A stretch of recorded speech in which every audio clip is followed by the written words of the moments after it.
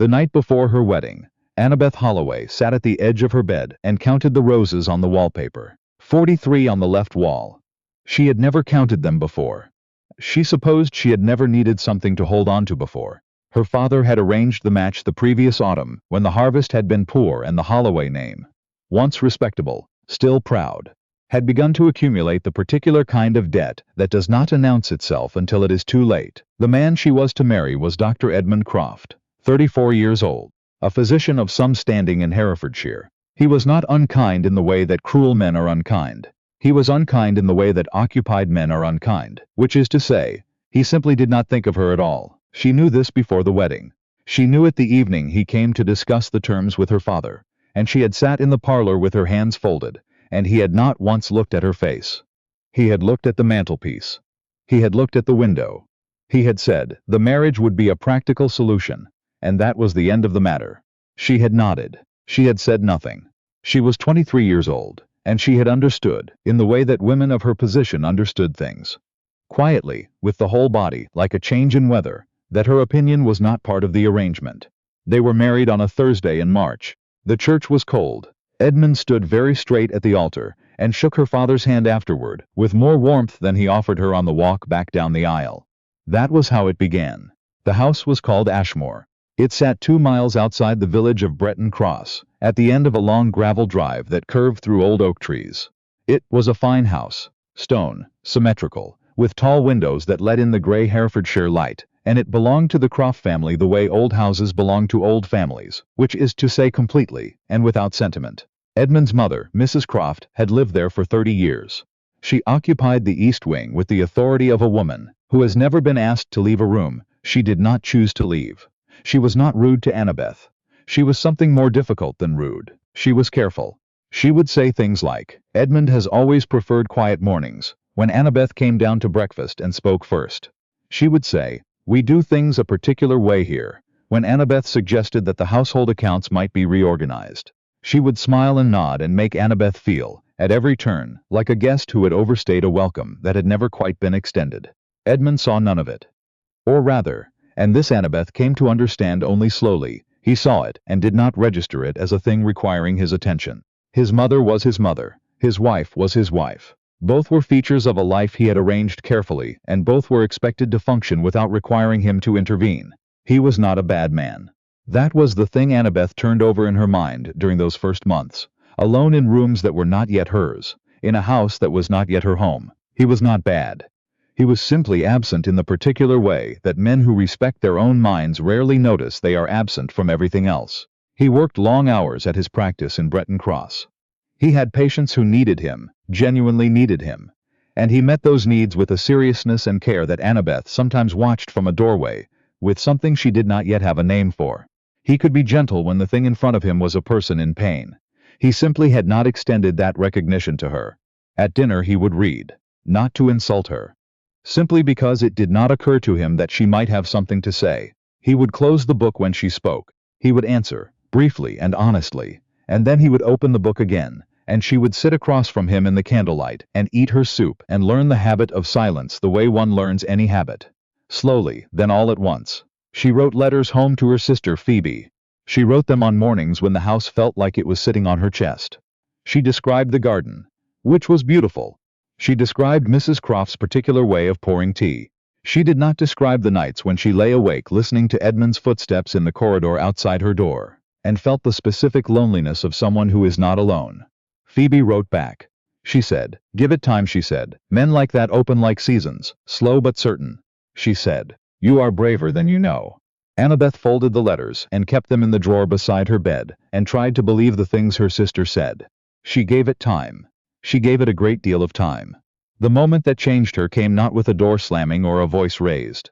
It came on an ordinary Tuesday in November, 14 months into the marriage, when she walked past the open door of Edmund's study and heard him speaking to his colleague, Dr. Harwood, who had come for supper. She had not meant to stop. She had been carrying a book. She stopped because she heard her own name. Edmund said, in the easy tone of a man speaking about something he has already categorized and set aside. "Annabeth is a decent enough sort, but she's not suited to much beyond the household." It was a practical arrangement. One manages. Dr. Harwood laughed. Not cruelly. The way men laugh when they recognize themselves in what another man has said. Annabeth stood in the corridor for exactly 4 seconds. She knew because she counted them, the way she had once counted roses on a wall. Then she walked to the end of the hall, turned into the library, and stood very still in the dark for a long time. She did not cry. She had expected, had perhaps been waiting, to feel something sharp and immediate. Instead, what she felt was a slow, complete settling, like water finding its level. She thought, "This is what I am here. This is the full extent of it." She stayed in the library until she heard Dr. Harwood's carriage on the drive. Then she went upstairs, washed her face, and lay down on top of the bed covers, with her hands folded on her chest, and looked at the ceiling. She made a decision, not a dramatic one. Not a decision born of rage or righteousness. Just a quiet rearrangement of what she expected from the space around her, and what she would, from that point forward, permit herself to want. She would stop waiting to be seen by Edmund Croft. She would see instead what she herself was capable of. She began with the tenants. Ashmore had 6 tenant farms on its land, and they had been managed, loosely, from a distance, by Edmund's estate manager, an aging man named Briggs who dealt primarily in apologies and postponements. The tenant families were decent people in difficult circumstances, and the land itself was better than it was being used. Annabeth asked Briggs for the accounts. He looked at her the way people look at something unexpected in a familiar place. She asked again, pleasantly, with the particular pleasantness of a woman who has already decided she will not ask a third time. He brought the accounts. She spent a week with those ledgers. She had always been good with numbers, her father had taught her, in the absent-minded way of a man who forgets that what he is doing is unusual, and what she found in those pages was not disaster, but waste. Small wastes, accumulated. Rot that could have been addressed in spring left until it was structural. Seed purchased late at inflated prices. Fences mended after rather than before the damage. She made a list. She made in fact 3 lists. She wrote to 2 agricultural suppliers in Hereford. She arranged to visit the Mercer farm on a Wednesday morning, and then the Pruitt holding the following Friday. And she wore her old boots and carried a notebook, and she listened more than she spoke. She did not tell Edmund what she was doing. Not to keep a secret from him. Simply because it did not occur to her that he would ask. He did not ask.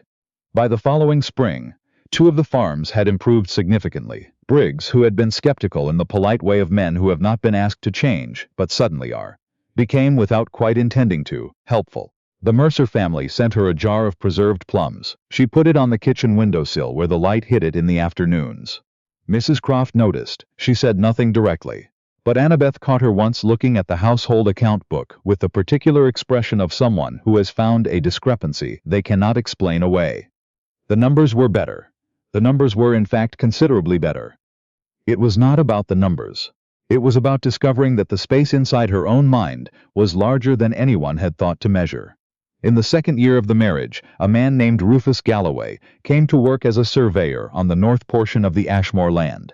He was a few years older than Annabeth, practical and direct, with the manner of someone who had grown up in a house where you said what you meant, because saying otherwise wasted time. He spoke to her about drainage and soil and the possibility of a new mill road, the way men sometimes speak to women. Which is to say, plainly, as though the conversation were about the object at hand rather than about the fact of speaking to her at all. Annabeth found this extraordinary, not because of Rufus Galloway himself, but because of what it felt like to be spoken to plainly. She laughed at something he said one afternoon, something about the optimism of certain kinds of clay, and the sound of her own laugh surprised her. She had not laughed in this garden before. She had not known she could. Edmund saw them from the library window. She did not know this at the time.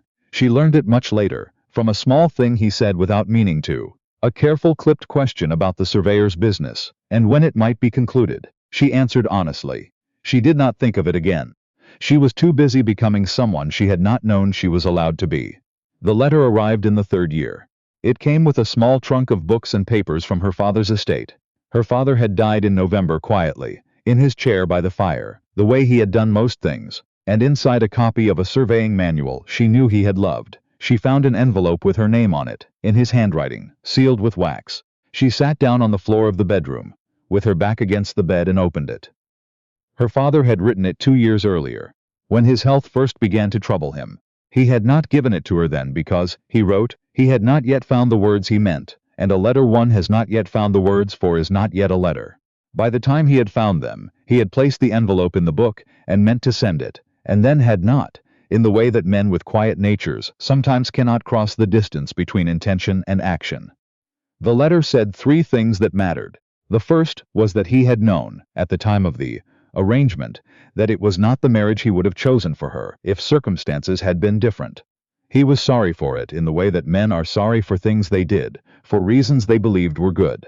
The second was that he had watched her, in those last visits home, and he had seen something in her that the marriage had not touched. He wrote, "You have always known how to tend things quietly without needing to be seen doing it. I do not know if Edmund Croft knows this about you. I suspect he does not yet. But I believe it is only a matter of time, because the truth has a way of insisting on itself regardless of whether anyone is looking." The third was simply that he loved her, and he was proud of her, and he had not said it enough while he was alive to say it. She sat on the floor of the bedroom for a long time. The light changed around her.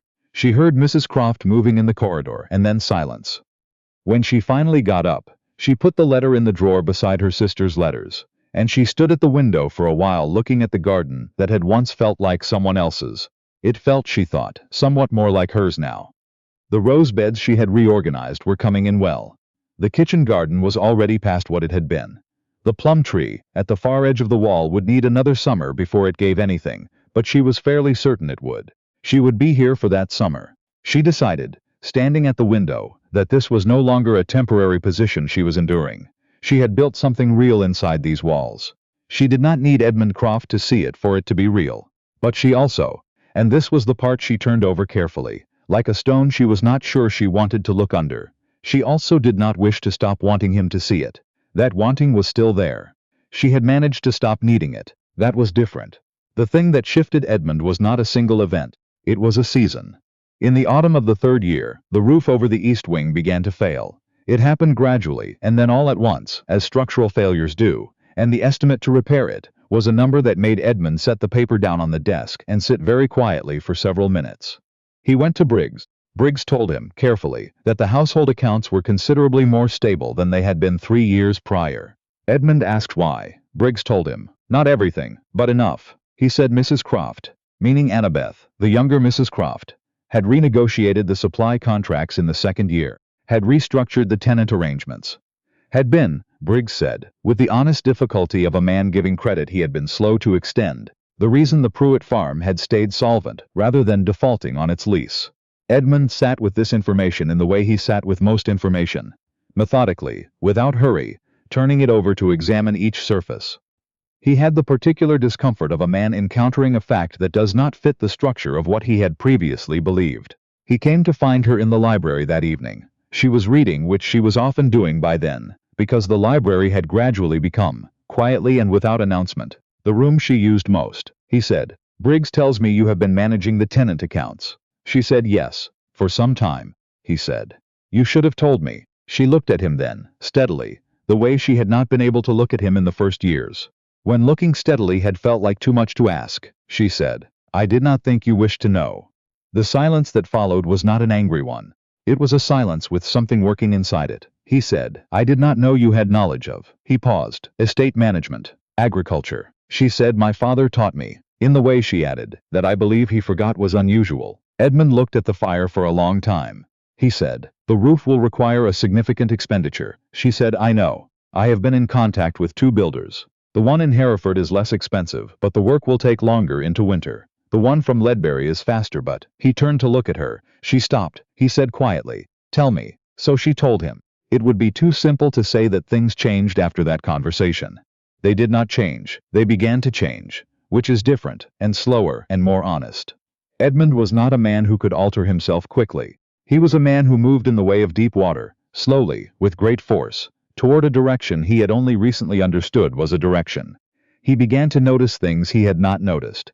He began to ask questions that were actually questions, rather than the kind of remarks that close a topic. He asked about the Mercer family. He asked about the drainage work Annabeth had overseen on the north field. He came home from his practice one evening, and stopped in the kitchen garden doorway, and stood there for a moment, looking at what she had done with it.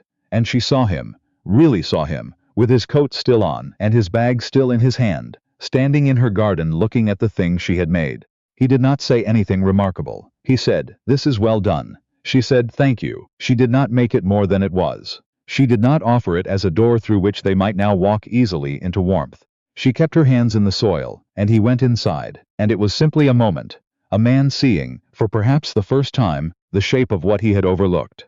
There were more of these moments. He began to arrive for dinner without the book. He began to ask, at the end of long days, how she had spent the afternoon, and she gave him real answers, and he listened the way he listened to his patients, with the focused attention of someone aware that the information matters. Mrs. Croft watched all of this with the expression of a woman recalculating something she had long ago believed settled. And Annabeth did not rush toward Edmund, or lean too heavily on these new and careful moments. She had learned, in 3 years of her own company, that a thing you have built for yourself has a different weight than a thing given to you, and she was not willing to exchange one for the other too quickly. She was tending this too, the way she tended everything now. With patience, with knowledge, with both hands. In the January of the 4th year, Edmund was asked to present a paper at a medical society dinner in Hereford. A formal occasion, the kind his family had attended for generations. He had always attended alone. He came to her sitting room, which was by then no longer a room she sat in because she had been assigned it, but a room she had made her own over the slow work of 3 years. And he said, "I would like you to come." She looked up from the letter she was writing to Phoebe. He said, "If you are willing." She set down her pen. She said, "Yes, I am willing." The dinner was large and warm and loud with conversation, and Edmund introduced her to every person he knew, not as a formality, not with the glazed efficiency of a man completing an obligation, but with something she did not immediately have a name for. He introduced her as his wife, and he said her name, Annabeth, with a particular care, and when his colleague Dr. Harwood asked what she had been occupying herself with at Ashmore, Edmund said, "She has been managing the estate." Dr. Harwood looked surprised. Edmund said, "She has done considerably better at it than I would have." Later, in the carriage home, the Herefordshire dark outside the window and the horses moving steadily through it, she sat beside him, and thought about the evening. He had not said anything remarkable at the dinner either. He had said the plain truth, but the plain truth spoken plainly in company was more than she had allowed herself to expect. She said, "Thank you for what you said to Dr. Harwood." He was quiet for a moment. He said, "It was accurate." She looked out the window. He said, "Annabeth." She turned, he said, and she could hear, in his voice, the particular difficulty of a man unaccustomed to the territory he is crossing. "I have not been a thoughtful husband. I do not say that to ask anything of you. I say it because it is the plain truth, and I have found lately that I prefer plain truths to the kind I have permitted myself to hold instead." She held his gaze for a moment. She said, "I know that you have not been, and I know also that you are." She paused, choosing the word carefully, trying. He said, "Yes." She said, "I noticed that too." The carriage moved on. The dark outside was the particular dark of January in the English countryside, cold and deep and not unkind. Annabeth sat with her hands in her lap and felt, for the first time in 4 years, that she was not waiting for something. She was simply here, in a carriage, beside a man who was learning, slowly and with genuine effort, how to see her. It was not everything she might have imagined on the night before her wedding, when she had counted roses on a wall and looked for something to hold on to. But it was real, and she had built enough, by then, to know the difference. The following spring, the plum tree at the edge of the garden wall gave fruit for the first time. Annabeth found this out on a Tuesday morning in May, walking through the kitchen garden in the early light, her boots damp from the grass. She stood under the tree for a long time. The fruit was small and not yet ripe, but it was there. A dozen or more of them, pale and certain, holding on to the branches with quiet determination. She heard Edmund on the path behind her. He had begun in recent months to walk the garden with her on mornings when his schedule permitted it. He did this without explanation. She had not asked him to explain. He came and stood beside her and looked at the tree. He said, "You said it would take another summer." She said, "I was wrong about the timing." He smiled then, not widely. Edmund Croft did not smile widely. But it was a real smile, the kind that starts in the eyes before the mouth catches up, and she felt it somewhere in her chest, in the place where the stone had once sat. She reached up and touched one of the small fruits carefully, to see how it held. He reached up beside her and did the same. They stood there together in the May morning, in the garden she had made, and the light came through the new leaves the way it does in the first warm weeks of spring, uncertain, golden, promising more than it can quite yet deliver, but promising.